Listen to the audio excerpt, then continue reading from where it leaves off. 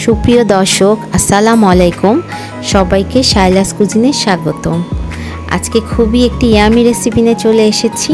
আজকে আমি আপনাদেরকে শপিং মল অথবা রাস্তার পাশে যে ফুড স্টলগুলো থাকে সেটাতে খুবই মজার একটি রেসিপি বানানো হয়, ক্রিমি স্পাইসি সুইট মাসালা কর্ন। সেটা আজকে করে দেখাবো এবং খুবই সহজভাবে। আজকে আমি ক্যান দিয়ে করে দেখাবো। আপনার হাতের কাছে যদি ক্যান কিনতে না পান, সেই ক্ষেত্রে আপনারা কচি ভুট্টাটা যে কোনো ভ্যান গাড়িতে কিনতে পাবেন, সেখান থেকে কিনে নেবেন এবং ভুট্টাটা সংরক্ষণ করে সেটা আপনারা ডিপ ফ্রিজও রেখে দিতে পারবেন।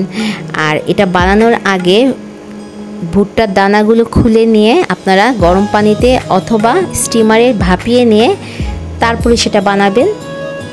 তো খুবই সহজভাবে এবং খুবই কম উপকরণ দিয়ে এবং খুবই স্বল্প মূল্যে এই রেসিপিটি করে দেখাবো।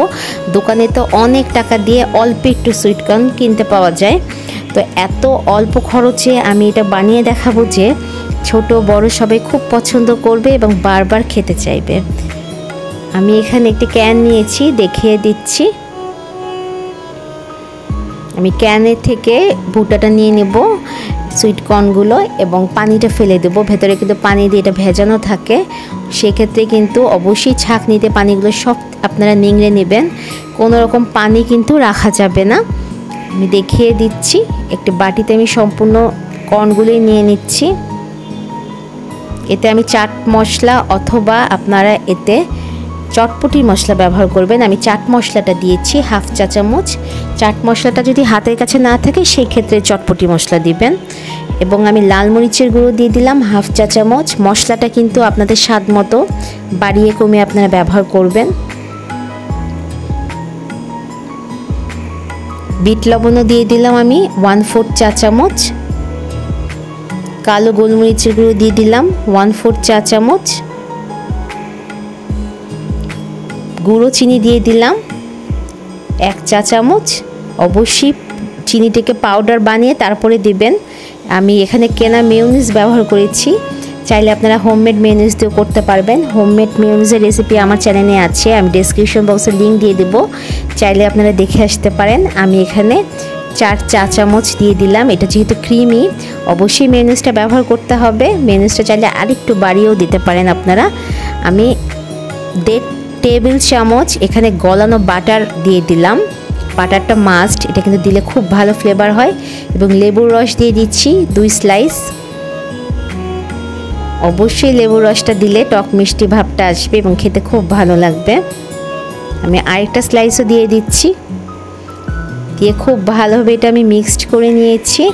দেখেই বুঝতে পারছেন কতটা ক্রিমি হয়েছে এবং কতটা ইয়ামি একটা লুক এসেছে। এটা খেতেও কিন্তু অসম্ভব ভালো লাগে। আমি ছোট ছোট 1 টাইম কাপগুলো নিয়েছি, এটাতে আমার 4টা কাপ হয়েছে। আসলে দোকানে কিন্তু এভাবে 1 টাইম কাপগুলো দিয়ে সেল করা হয়। আমি এভাবেই এটা সাজিয়ে দিলাম। ওপর থেকে দেখতে সৌন্দর্য লাগার জন্য একটু লাল মরিচের গুঁড়ো ছড়িয়ে দিচ্ছি, চাইলে চাট মশলা ছড়িয়ে দিতে পারেন। যেহেতু স্পাইসি মাসালা কর্ন, এই জন্য উপর থেকে একটু ছড়িয়ে দিলাম লাল মরিচের গুঁড়ো। 4টা চামচ দিয়ে আমি সাজিয়ে দিয়েছি। এবং বাসায় যদি মাইক্রোওয়েভ থাকে, খাওয়ার আগে 1 মিনিট অথবা হাফ মিনিট আপনারা একটু গরম করে নেবেন। আর যদি আপনারা ক্যানের সুইট কর্নটা না করেন, সেই ক্ষেত্রে তো আপনারা ভাপিয়ে নেবেন। যদি সরাসরি আপনারা নর্মাল কর্ন দিয়ে করেন, সেক্ষেত্রে কিন্তু গরম থাকবে, সেটাতে আর গরম করার দরকার নেই। যেহেতু আমি ক্যানেরটা করেছি, এই জন্য আমি খাওয়ার আগে একটু গরম করে নিয়েছি 1 মিনিটের মতো। এটা খেতে অসম্ভব ভালো লাগে একটু গরম গরম হলে। তো খুবই সহজভাবে আমি আপনাদেরকে করে দেখালাম। আর আমি তো প্রসেসটা বলেই দিলাম যে আপনারা ভুট্টাটা কিনে কীভাবে সংরক্ষণ করবেন এবং ডিপ ফ্রিজে রেখে দিবেন। তারপর খাওয়ার আগে এটা আপনারা দানাটা বের করে একটু ভাপিয়ে নেবেন কিংবা গরম পানিতে সেদ্ধ করে পানি নিংড়ে নেবেন। তো খুবই অল্প উপকরণ দিয়ে আজকে রেসিপিটি আমি করে দেখিয়েছি। এই রেসিপিটা ছোট বড় সবাই খুব পছন্দ করে।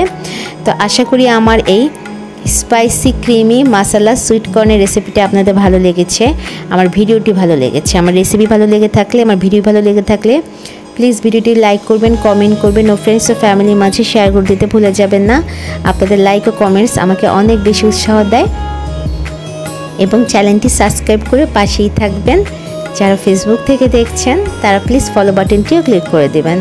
আজকের মতো বিদায় নিতে চাচ্ছি। ইনশাআল্লাহ সামনে আরও ভালো ভালো নতুন নতুন ইয়ামি সব রেসিপি আপনাদেরকে উপহার দেওয়ার চেষ্টা করব, এই প্রত্যাশা করেই বিদায় নিচ্ছি। সবাই ভালো থাকবেন, সুস্থ থাকবেন।